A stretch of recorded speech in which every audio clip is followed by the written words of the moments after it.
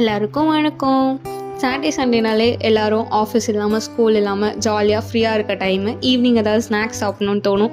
ஈஸியாகவும் இருக்கணும், ஆனால் நல்ல ஸ்நாக்ஸ் சாப்பிட்ட ஃபீலும் கொடுக்கணும் அப்படின்றதுக்காக குழிப்பணியாரம் பண்ணலான்னு யோசிச்சு சாட்டர்டே நைட்டு நான் ஊற வச்சு எடுத்துக்கிட்டேன். 4 hours பிஃபோர் கூட ஊற வச்சு எடுத்துக்கலாம். நீங்கள் சண்டேவே கூட ஊற வச்சு சண்டேவே பண்ணி சாப்பிட்லாம்.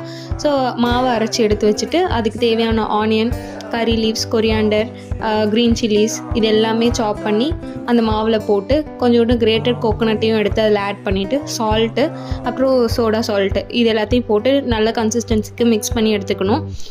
நான்ஸ்டிக் தவா ஒரு ஏதாவது குழிப்பணியாரம் கல் உங்கள்கிட்ட இருக்கிறத வச்சு அதில் கீ இல்லைன்னா ஆயில் போட்டு இந்த பணியாரம் மாவு எடுத்து ஊற்றி நல்லா மொறுன்னு திருப்பி போட்டு பந்து மாதிரி எடுத்து சாப்பிட்றப்போ ஒரு சுவை இருக்குது பாருங்கள், வேறு லெவலில் இருக்கும்.